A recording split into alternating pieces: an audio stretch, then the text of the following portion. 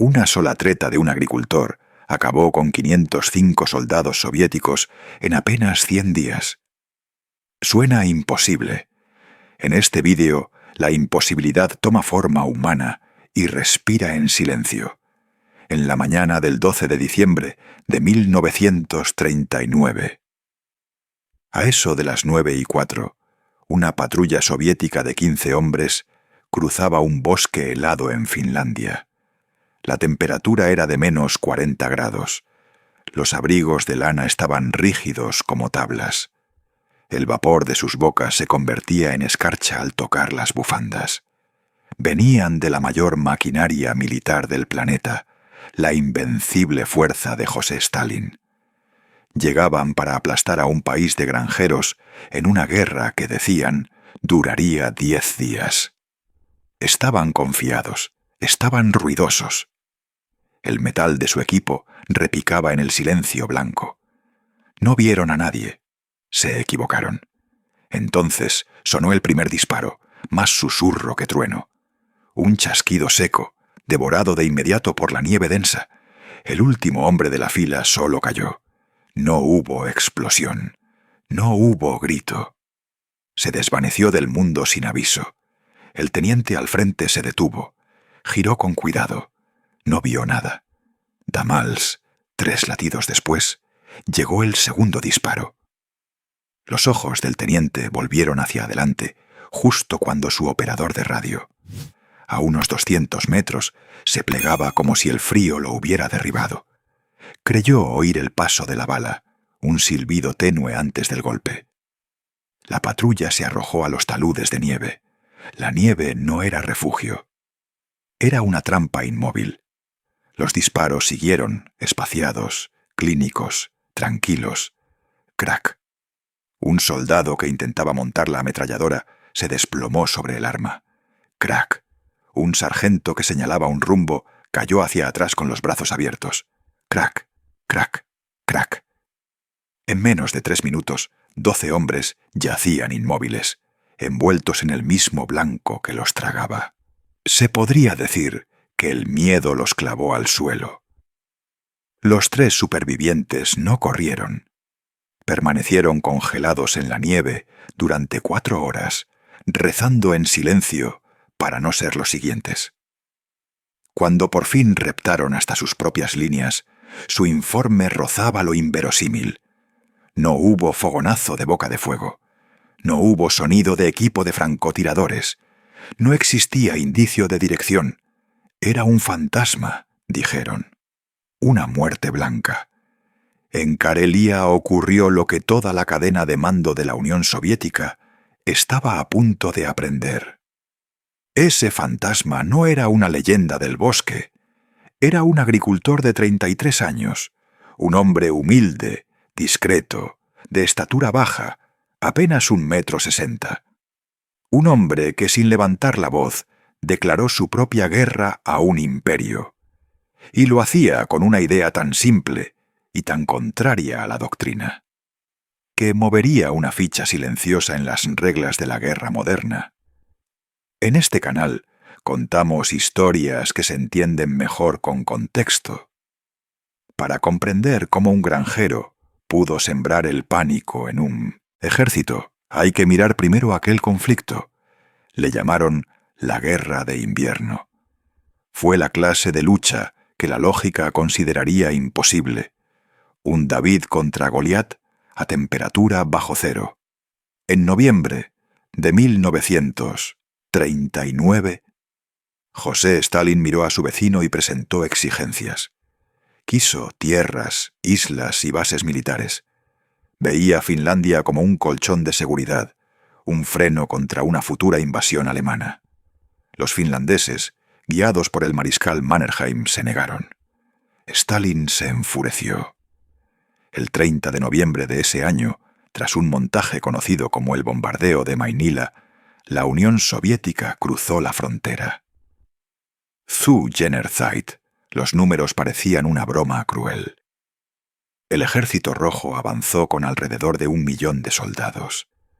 Finlandia podía reunir apenas 300.000 hombres, muchos pertenecientes a la Guardia Civil, gente de campo y ciudad con escasa experiencia profesional. Los soviéticos trajeron unos 6.000 tanques. Los finlandeses tenían 32. Los soviéticos disponían de cerca de 3.000 aeronaves. Finlandia contaba con 114. El mundo observó con compasión y un fatalismo resignado. La revista Time escribió que Finlandia estaba condenada. La doctrina soviética, llamada batalla profunda, descansaba en la fuerza abrumadora. Los comisarios políticos prometieron que estarían en Helsinki en 2 semanas. Algunos empacaron los uniformes de gala para el desfile. Podría decirse que cometieron el error más viejo de la guerra. Miraron cifras sobre un mapa y no miraron el mapa. Invadían en el corazón del invierno y penetraban un país cubierto en su mayor parte de bosques densos, cerca de un 70% del territorio. En aquel invierno, los finlandeses afilaron una palabra vieja que llevaban en el pecho. La llamaban sisu, una terquedad valiente, una calma obstinada ante la dificultad. Sabían que no podían ganar un choque frontal. Entonces no darían un choque frontal. Dejarían pasar los tanques hacia lagos congelados y romperían el hielo con artillería. Permitirían que las largas columnas se metieran en los pocos caminos forestales y luego las cortarían en tramos. Esquiadores vestidos de blanco, silenciosos e invisibles, saldrían de entre los pinos, destruirían cocinas de campaña, eliminarían mandos y desaparecerían como si la nieve los hubiera parido. A eso lo llamaron táctica Moti, cortar en trozos hasta que cada trozo pudiera digerirse. Mann contesaguen en que el frío era el gran aliado. A -40, los motores se petrificaban. La grasa de los tanques se volvía piedra. Las casacas marrón verdosas destacaban como puntos negros encima de un papel blanco. Hombres enteros se congelaban de pie, con los fusiles adheridos a las manos por el hielo. No era una leyenda de terror, era un paisaje y era un método. En medio de ese paisaje, junto al río Kolaa, estaba el agricultor silencioso. Simo Häyhä no era un profesional de carrera. Nació en Rautjärvi, cerca de la nueva frontera, en granja y bosque, con el ritmo de las estaciones marcando el trabajo. En la Guardia Civil local afinó la puntería y ganó premios con serenidad rural. Cuando la guerra estalló, tenía 33 años. Lo asignaron al 34º Regimiento de Infantería. Miró a los invasores que pisaban su tierra y sintió ese sisu como un peso claro en el esternón. En realidad, Simo no solo era un buen tirador, entendía el comportamiento del frío sobre el metal y la pólvora. Entendía lo que el aire y la nieve le hacen a la mirada y al pulso. Tal vez lo entendía mejor que algunos manuales. Le entregaron un fusil finlandés modelo 28-30, una versión refinada del viejo Mosin Nagant ruso. Era confiable, era preciso. Venía con alza y punto, miras abiertas de hierro. Su superior le ofreció un fusil con una mira soviética PE de 4 aumentos. Las miras eran el futuro. Permitían ver al enemigo más cerca. Magnificaban el objetivo. Los francotiradores de casi todos los ejércitos las codiciaban. En Bayern, geschah algo que parecía insensato y sin embargo era simple. Simo dijo no. Fue su primera ruptura con la doctrina, su primera modificación no escrita. Para muchos, un acto de terquedad. Para él, lógica pura. Era, por así decir, su cuerda de piano tensada, una solución sobria en un mundo de ruido. Se podría decir que supo 3 cosas que entonces pocos enseñaban en las escuelas de tiradores. Una lente brilla. El cristal, aunque sombreado, muerde la luz baja del sol invernal y lanza un destello diminuto. En un mundo blanco, ese destello delata a quien mira desde 500 metros. Una sola chispa puede costar la vida. Las miras de hierro, en cambio, son metal negro y opaco, sin brillo, sin delación. Zuyenerzeit, además, una mira se empaña. El frío extremo y el calor de un ojo pegado al ocular forman una nube de vaho inmediata. Uno alza el fusil y solo ve blanco lechoso. Hay que limpiar el cristal. Cuando el cristal está limpio, el objetivo cambió de sitio. O peor, el objetivo ya te vio. Por último, la mira obliga a levantar la cabeza. Para encuadrar, hay que asomar más de lo debido.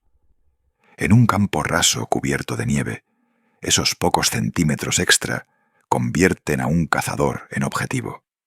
Con alza y punto, la mejilla queda baja, el perfil se achata, la línea de vida se acorta. In Bayern gescha entonces lo que hacía falta para su método. Simo mantuvo sus miras de hierro. Conocía su zona de eficacia. Entre 150 y 400 metros no necesitaba magnificación. Necesitaba silencio.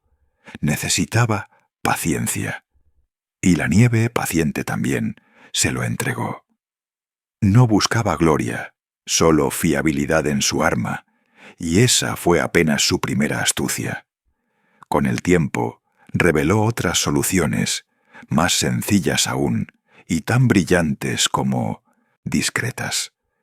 Zuyenerzeit, los francotiradores del Ejército Rojo, estaban aprendiendo a cazar a los nuestros. Buscaban dos señales que delataban a cualquiera.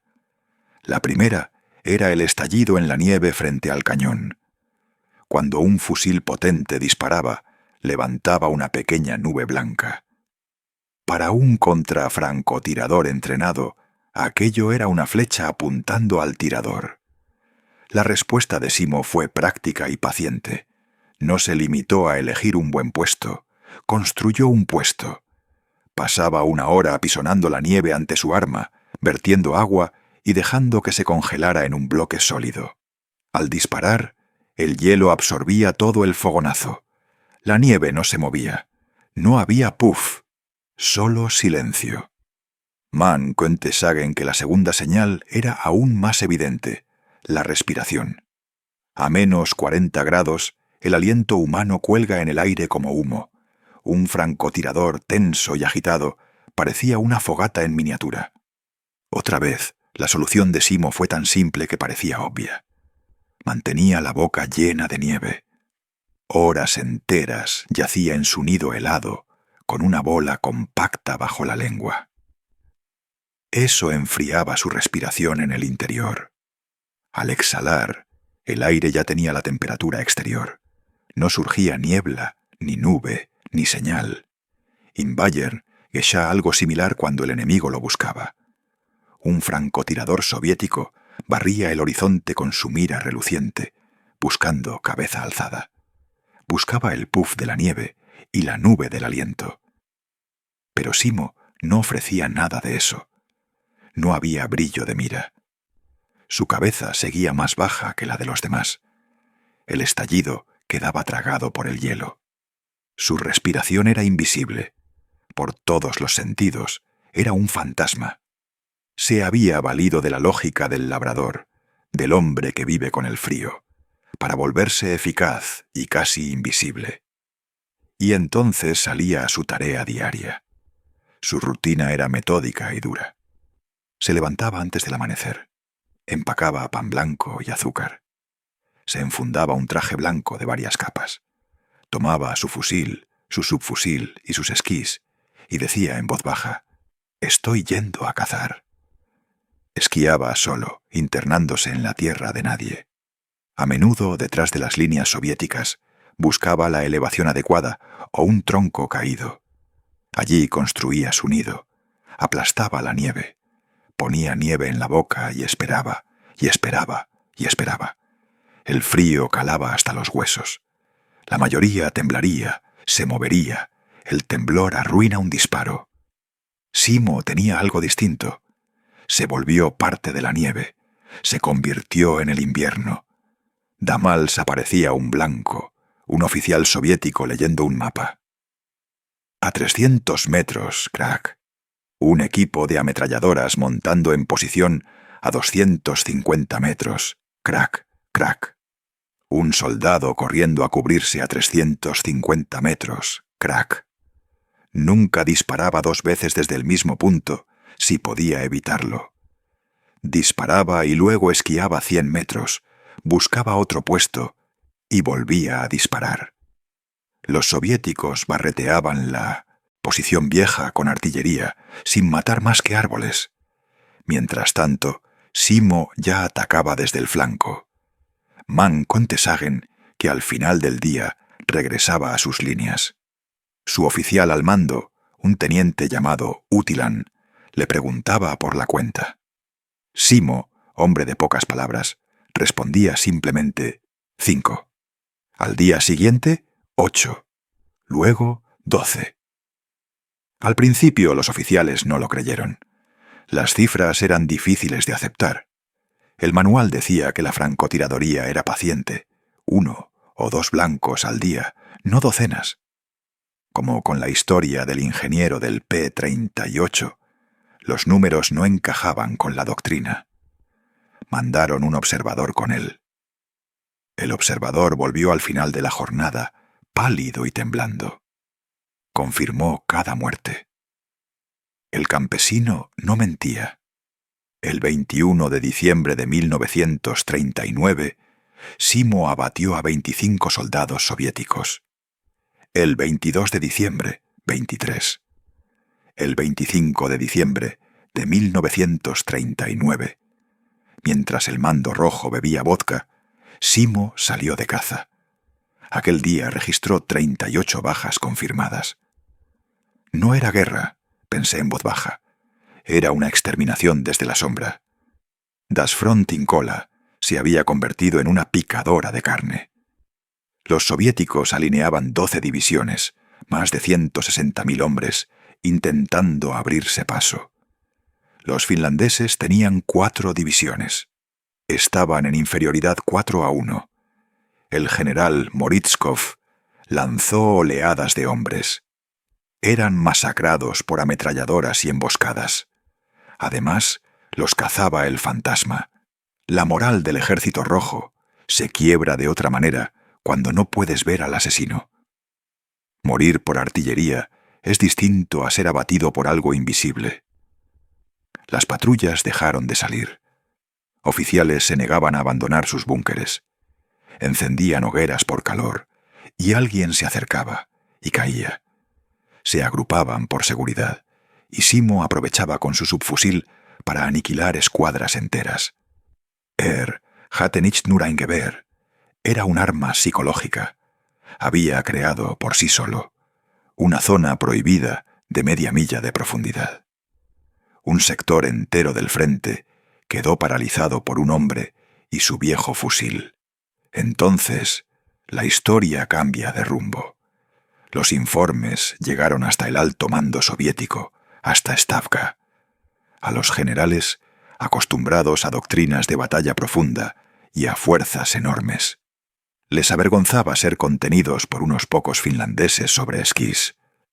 En los partes aterradores figuraba una criatura imbatible, un demonio que no moría.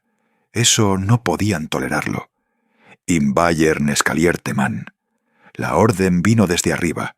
Olviden los objetivos habituales. Prioridad número 1 en el sector de cola. Encontrar y matar a ese campesino finlandés. Dejaron de enviar patrullas ordinarias. Era pérdida de hombres. Reunieron a sus mejores. Primero mandaron equipos de francotiradores de la escuela de Moscú, los más finos, con miras nuevas y relucientes. Simo los cazó 1 a 1. Ellos dejaban que sus miras brillaran, y él, desde 400 metros, colocaba un tiro por hierro que atravesaba incluso una mira. Los mataba, uno tras otro. No funcionó. La situación empeoraba. So escaló la respuesta. Si los tiradores no podían, usarían la artillería. Adoptaron una táctica brutal. cada vez que un soldado caía por un solo disparo. Todo el sector era barrido por morteros y artillería pesada. Cientos de proyectiles sobre una posición sospechosa. Simo lo sufrió en carne propia un día. Su puesto fue impactado por más de 100 proyectiles. Los árboles a su alrededor quedaron destrozados. La tierra se volvió una masa negra y deshecha. A la vez que el fragor se disipaba, él apareció como si nada hubiera pasado, cubierto de tierra y con el uniforme hecho jirones. Zu Jenner-Zeit, su oficial, lo dio por muerto.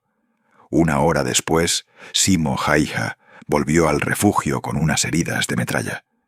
Y una sola explicación. Estaban ruidosos ese día. Man Contessagen, que fue una frase sin pretensiones, y sin embargo, también fue una sentencia que lo empujó de nuevo al bosque.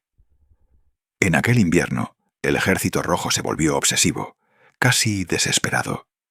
In Bayern, que ya que un solo campesino, un fantasma de baja estatura, burlaba su tecnología y reía de sus números. No solo había liquidado a los mejores francotiradores, había pasado indemne por su artillería. Damals decidieron actuar de otro modo. A finales de febrero de 1940, el mando soviético en Kola formó un pelotón especial de contrafrancotiradores. Man conte imaginar la escena. 30 de sus tiradores más selectos, apoyados por ametralladoras, con una sola misión. En vez de intentar ganar la guerra, se les ordenó cazar a un hombre, no volver hasta traerlo muerto. In Bayern, ya que la máquina bélica de millones se concentró en un objetivo minúsculo. Era una paradoja. Los cazadores se convirtieron en presas. Un pelotón de élite entró en el bosque buscando a un campesino. Damals no sabían que no perseguían a un hombre, sino a un fantasma que estaba a punto de cazarlos. Esa madrugada el pelotón caminó con formación táctica, sus fusiles con mira brillando bajo el sol pálido. Man conte decir que iban a buscar. Simo, en cambio, buscaba blancos. No estaba entre los árboles.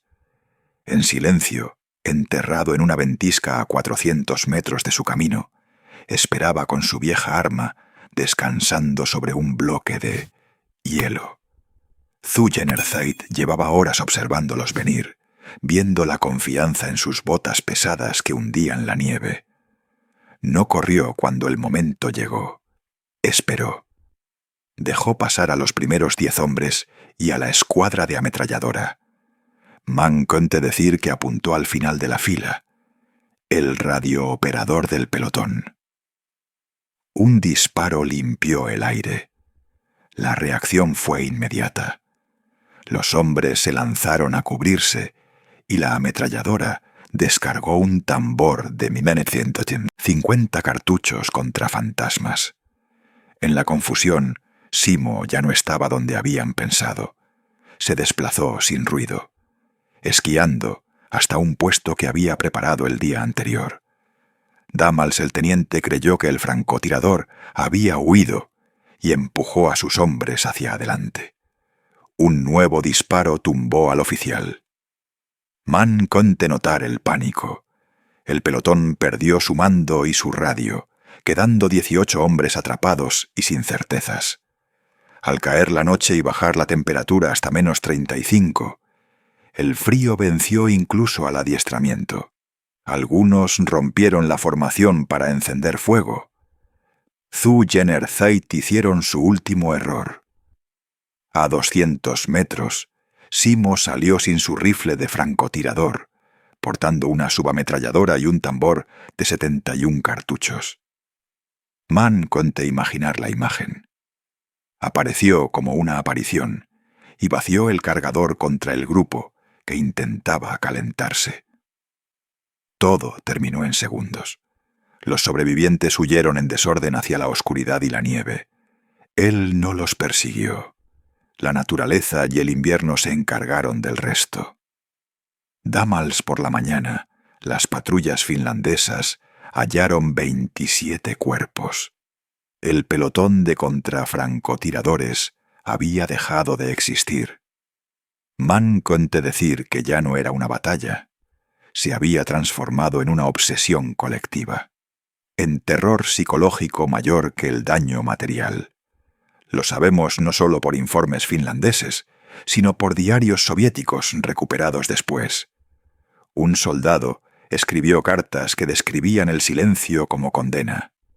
Zu Generzeit hablaban de reglas de supervivencia en el frente de cola. Nunca encender fuego, no correr a socorrer un herido, ni agruparse innecesariamente. Mann conté sentir el escalofrío. Dejar a un compañero era a veces la única forma de intentar sobrevivir. El soldado confesaba que no temía morir, sino esperar a morir. Así de poderosos eran los pequeños trucos de Simo. Rechazar la mira reluciente, amortiguar el fogonazo sobre un bloque de hielo, contener el aliento con nieve. Damals cada detalle quitaba a sus enemigos las señales de que un humano los acechaba. Lo que quedó fue la sensación de una fuerza elemental. Mann conté decir que se convirtió en el frío, en el silencio, en la muerte blanca misma. La cúpula soviética entró en pánico. Sus francotiradores fallaban, su pelotón fue aniquilado y las obras de artillería no daban resultado. Las tropas cercanas rozaron la motín. Zu Generzeit, sus mandos entregaron la última carta desesperada. Si no podían matar al hombre con precisión, borrarían todo con fuerza bruta. Mann conté ver cómo ordenaron arrasar cuadrículas enteras del bosque, usar los cañones más pesados y morteros sin descanso. El paisaje blanco se volvió un páramo negro y astillado. Los finlandeses lo llamaron la catástrofe de cola. Disparaban día y noche sin detenerse. Damals, aquello dificultó la caza, pero también la ayudó. Las explosiones cubrieron los sonidos de su rifle y él se movió entre cráteres como un espectro. Mann conté contar que su marcador siguió aumentando. 200, 300, 400. A comienzos de marzo de 1940, en menos de 100 días, la cuenta oficial de Simo Häyhä como francotirador confirmada alcanzó 505. Damals, esa cifra, representaba a un batallón entero, eliminado por un hombre con miras de hierro. Además, a esos números se suman más de 200 hombres muertos por su subametralladora. Se podría decir que su leyenda no terminó en el momento en que cayó al suelo helado. Su influencia siguió moviéndose mucho más allá de ese día frío. Damals esa cifra representaba, omitido por el contexto anterior. En marzo del año 1940, el 6 de marzo, la ofensiva soviética buscaba romper en Kola.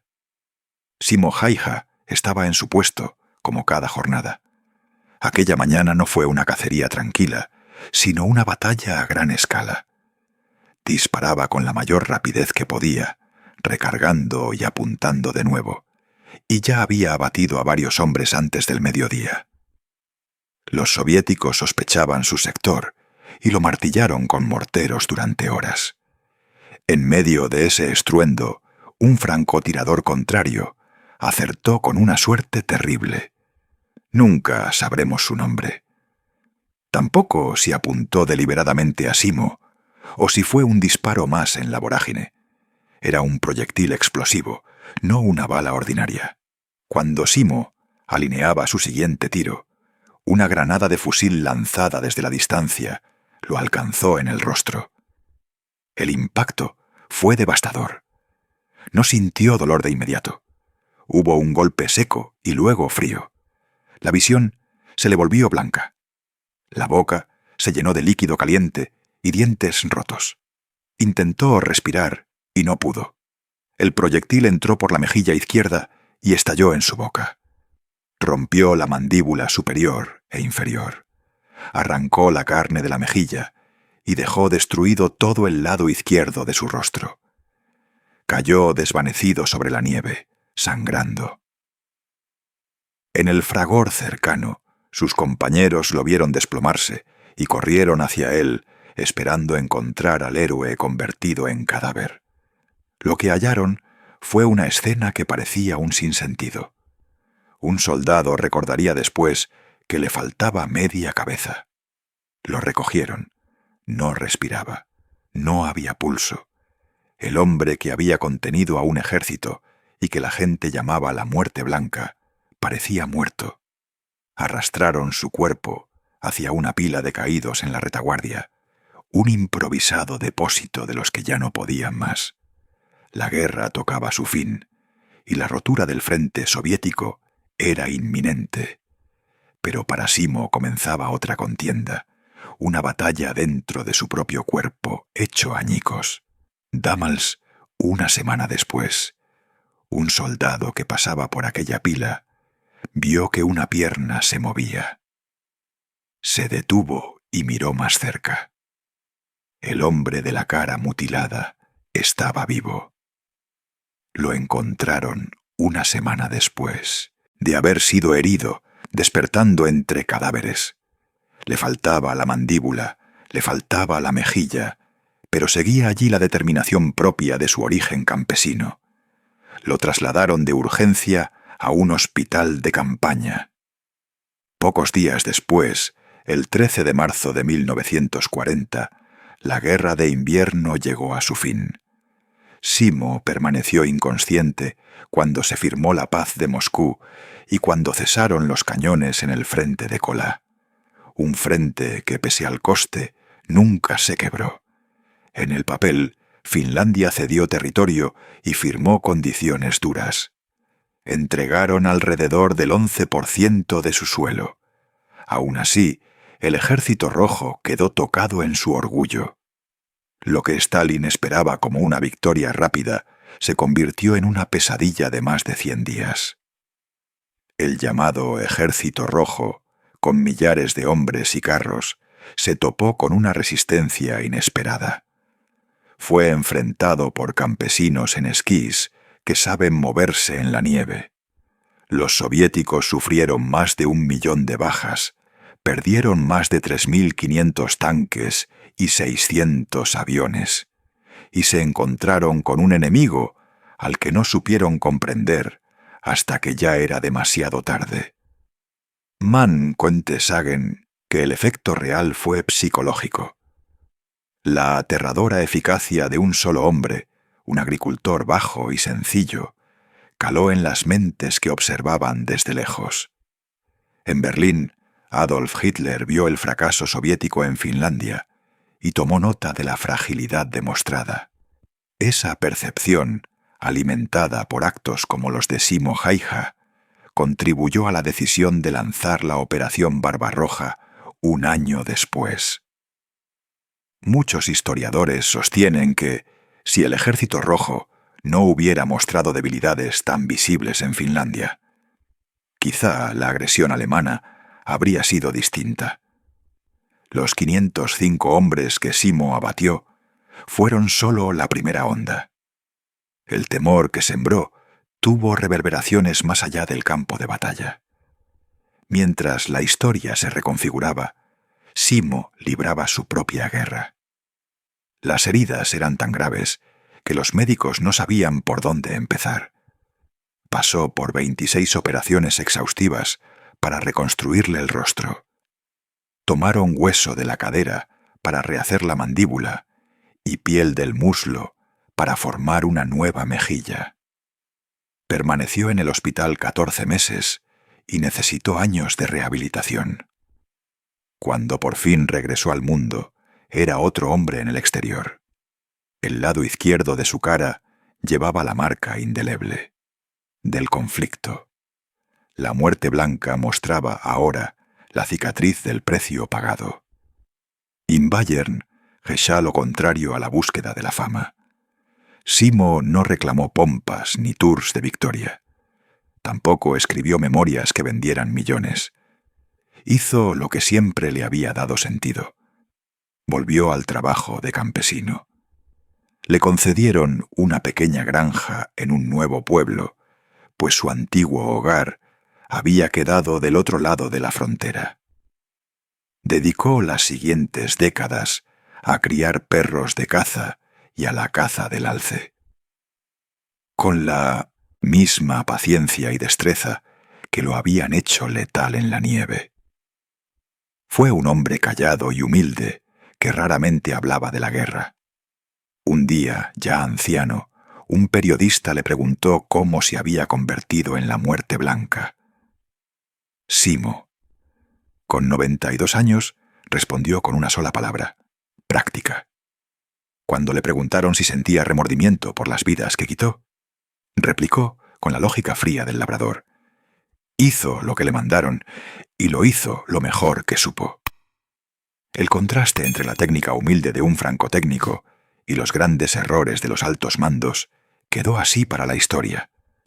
Un mecánico que improvisa y un agricultor que usa la nieve como aliada cambiaron, cada uno a su modo, el curso de las cosas. Simo Häyhä falleció en el año 2002 a la edad de 96 años. Fue enterrado en Ruokolahti, un héroe silencioso en la tierra que ayudó a defender. Permanece hasta hoy reconocido como uno de los francotiradores más letales de la historia humana. Así suelen librarse muchas guerras, no siempre con estrategias grandiosas, sino con la férrea determinación de individuos anónimos. El piano fino de pequeñas decisiones puede inclinar el destino de naciones. Zu Generzeit, cuando la nieve finalmente se derrite, lo que queda es la memoria y la calma de quienes siguen contando estas historias. Si esta jornada te conmovió, suscríbete en este canal para seguir explorando relatos sencillos y poderosos como este. Cuéntanos desde dónde nos escuchas.